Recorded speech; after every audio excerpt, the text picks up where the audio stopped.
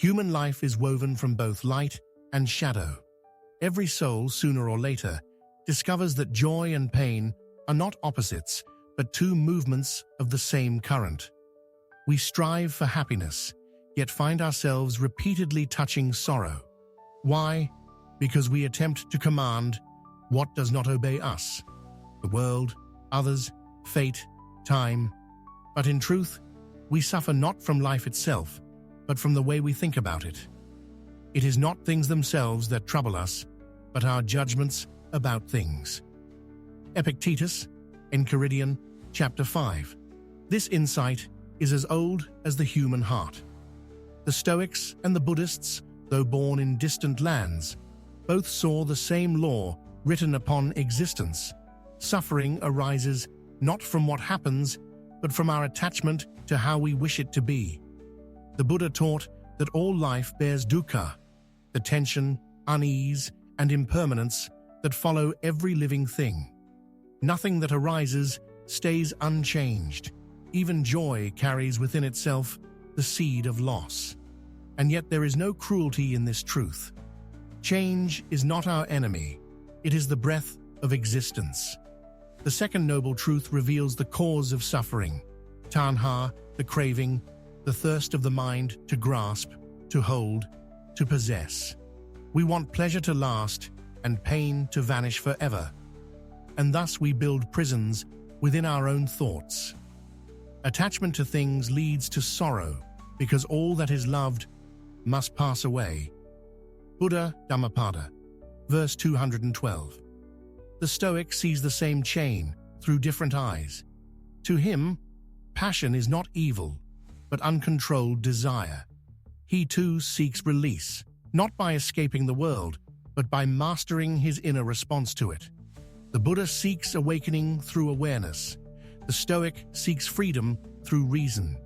Yet the two paths meet in the same still valley, the valley of peace, born from understanding. Pain, the wise say, is inevitable, but suffering, that inner storm of resistance, is optional. When a person learns to accept the nature of change, the burden falls away. The heart still feels, but it no longer breaks. No man is free who is not master of himself. Epictetus, Discourses, Book 2. The mind is a subtle craftsman. It forges invisible chains from thoughts and fears, then fastens them upon its own heart. We call these chains desires, expectations, attachments. They are made not of iron, but of longing, and yet they weigh upon us more heavily than any metal. The Stoics spoke often of this bondage. They taught that the outer world is beyond our command. Wealth, status, other people, and even the weather of our own bodies lie outside our power. What remains ours alone is the realm of choice, the inner movement of will and judgment. To surrender that is to enslave oneself. To guard it is to remain free amidst all storms. Things themselves are indifferent. It is our opinion of them that wounds us. Epictetus. And the Buddha said something that mirrors this completely. Whatever is clung to brings sorrow, release brings peace. Samyutta Nikaya. Thus, East and West whisper the same truth in different tongues. We suffer because the mind refuses to let go. We imagine that by holding tighter, we will preserve what we love. Yet the tighter the grasp, the deeper the pain. All things slip through our fingers because they were never ours to begin with. Our desires are endless. No sooner is one fulfilled than another rises like smoke from a hidden fire. And the mind, chasing each new mirage, calls its own exhaustion life. Epictetus would say, "Do not seek for things to happen as you wish, but wish for things to happen as they do." This is not resignation. It is a kind of strength so profound that the untrained heart mistakes it for surrender. Acceptance is not weakness, it is clarity. It is the moment when the eye ceases to argue with the horizon. Buddha taught that craving arises from ignorance. ignorance of impermanence, ignorance of the way things truly are. The Stoic agrees. The mind suffers because it misjudges what is good or evil. To both, ignorance is the source of slavery, and understanding its release. To understand is to unbind the mind. When a man sees that no event in the world has the power to harm his inner freedom, he becomes unshakable. He may lose his fortune, his home, his health, even those he loves, but he does not lose himself. For his true self lies not in what changes, but in the clear awareness that observes all change. No one can harm you unless you consent.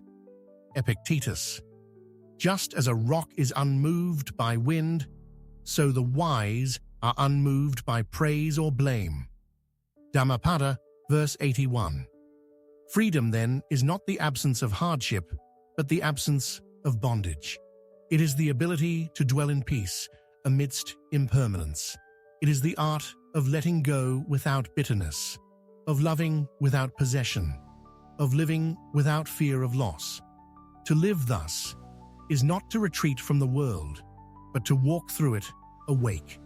The chains of the mind fall not when the world changes, but when we see that they were never real. If you wish to improve, be content to be thought foolish and stupid.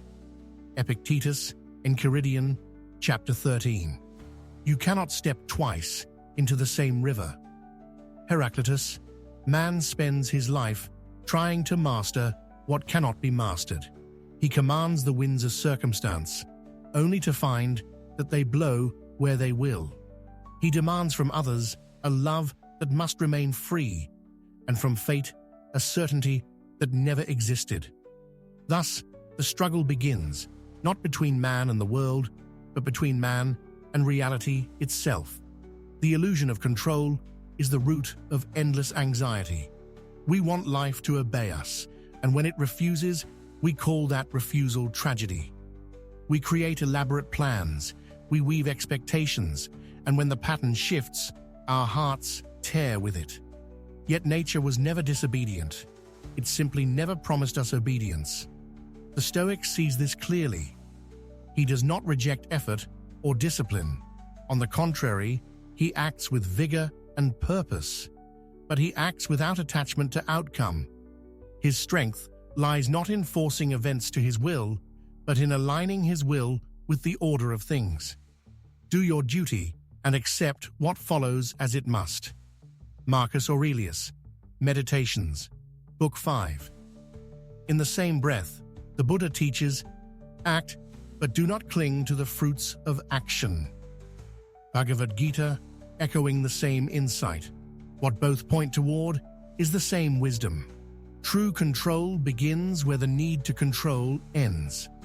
When we stop insisting that the world conform to our desires, we rediscover its quiet harmony.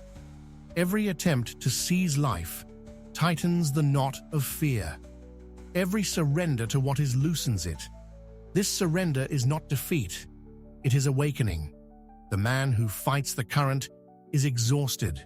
The man who learns to swim with it finds that the current itself carries him. Such is the secret of serenity, participation without possession.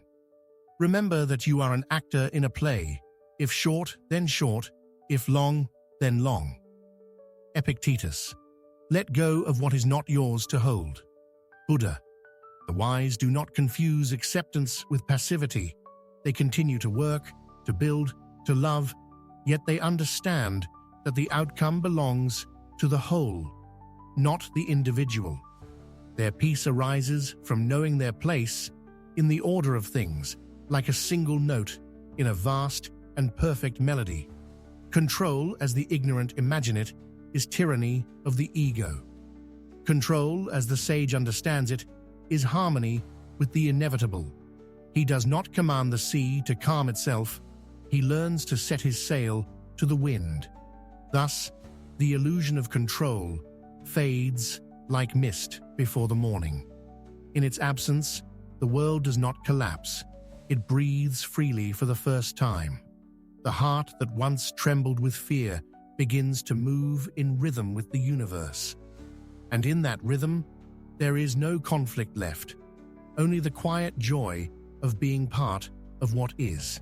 When you arise in the morning, think of what a precious privilege it is to be alive, to breathe, to think, to enjoy, to love. Marcus Aurelius, Meditations, Book 8. Hatred does not cease by hatred, but only by love. This is the eternal law. Buddha Dhammapada verse 5. The stillness of the wise is not coldness. Many look upon detachment and see indifference, as if peace required the death of feeling.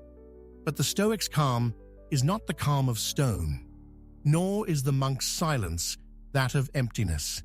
It is the quiet of understanding, a flame that burns without consuming. When one ceases to cling to the world, love no longer becomes possession. It turns into gentle regard, compassion without demand, warmth without grasping. The heart that no longer needs to own anything can finally open itself to everything. Stoicism and Buddhism meet here, in the union of clarity and kindness. The Stoic purifies his reason. The Buddhist purifies his heart.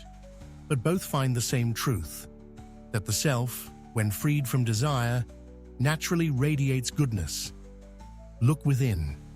Within is the fountain of good, and it will ever flow if thou wilt ever dig. Marcus Aurelius. As a mother would protect her only child, so with boundless heart should one cherish all living beings. Buddha, Metta Sutta. To love without clinging, to act without pride. This is the still compassion of the awakened. The Stoic calls it virtue. The Buddhist calls it compassion, karuna. In truth, they are one. The harmony of the mind with the order of all life. The compassionate man does not deny suffering. He feels it deeply, yet does not drown in it. He knows that every being moves through the same tides of loss and change, and therefore his heart cannot hate. For hatred requires the illusion of separation, and wisdom dissolves that illusion. The Stoic knows that anger is weakness, not a show of strength, but the surrender of reason to passion. The Buddhist sees anger as a fire that burns first the hand that holds it. Both advise the same. When you are wronged, pause. See the ignorance behind the act, and compassion will rise where bitterness once stood. Someone does evil to me. What then? He does evil to himself. Marcus Aurelius. They know not what they do, and thus they cause their own suffering.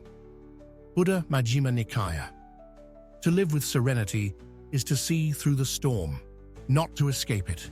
To live with compassion is to see yourself in all beings, and all beings in yourself. One who sees this no longer seeks victory, only harmony.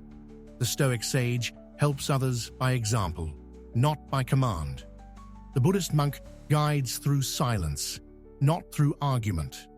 For both know that words cannot give peace, only the heart can receive it. The path of serenity and compassion is not an ascent to the clouds, but a descent into the real. To accept the pain of life, to love in the midst of impermanence. This is the highest strength.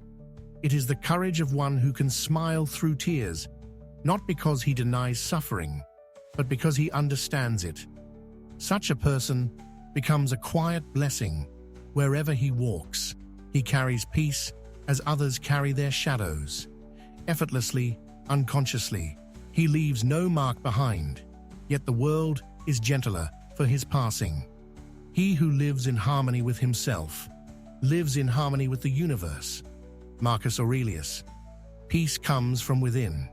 Do not seek it without. Buddha. And so serenity and compassion meet. One clears the vision, the other warms the heart. Together, they form the bridge from suffering to freedom. He who conquers himself is mightier than he who conquers a city. Aristotle, quoted by Epictetus, "Better than 1,000 hollow words is one word that brings peace." Buddha, Dhammapada, verse 100. All philosophy, all meditation, all searching ends here, not in new knowledge, but in the silence of realization. The soul that has seen the roots of its own suffering no longer asks why life brings pain. It understands that pain was never the enemy, only the teacher. Freedom begins the moment we stop seeking escape and begin to see clearly. It is not found in possessions, achievements, or even in other people. It is born when the mind ceases to resist what is. To the Stoic, freedom is mastery of the self, a fortress built of clarity and will. To the Buddha, it is awakening, the end of ignorance and the dissolution of craving. But both speak of the same liberation, the end of slavery to one's own desires. Man is disturbed not by things, but by the view he takes of them. Epictetus. In the seeing, there is only the seen. Buddha, Bahia Sutta.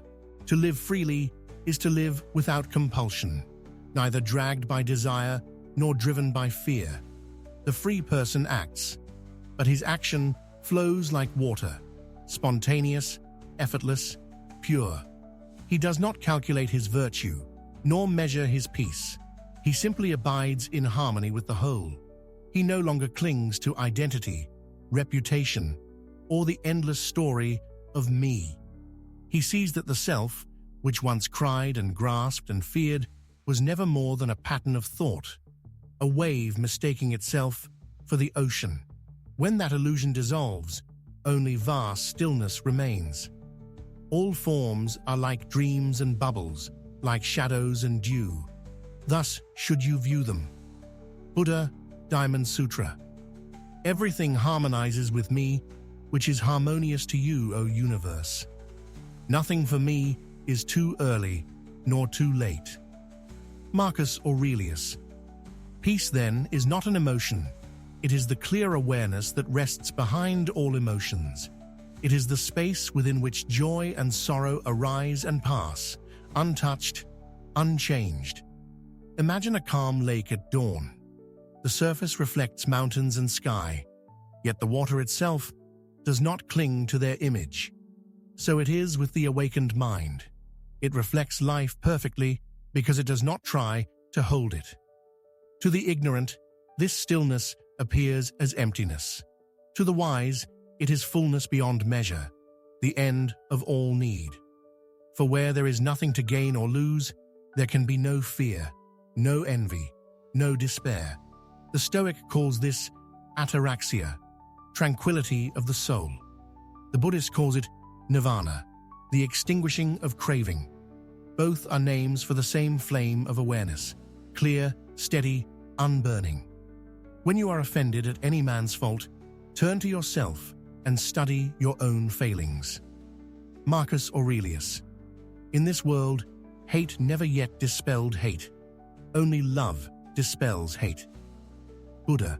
The man who has found such peace ceases to argue with destiny. He moves through the world as the wind moves through the forest, touching everything, owning nothing. Pleasure and pain visit him alike, yet neither binds him.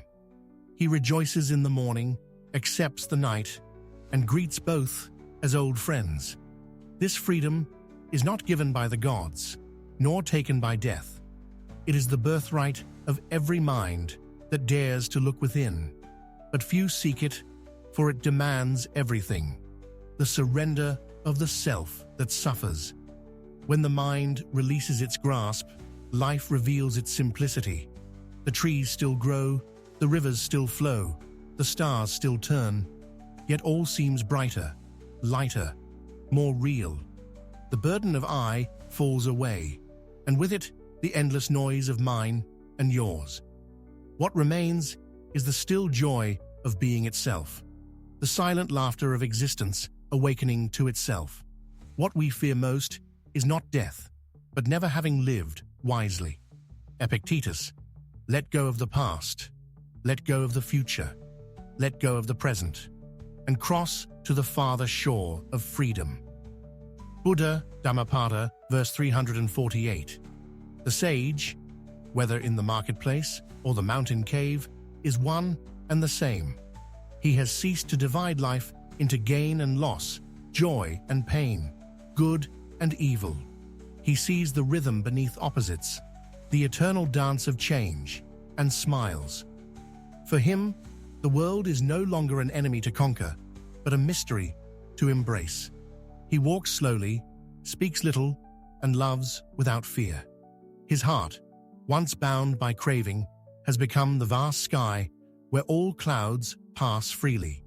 This is the end of all philosophies, the goal of all seeking. Not some distant heaven, but a clear and open mind here and now. Freedom and inner peace are not rewards.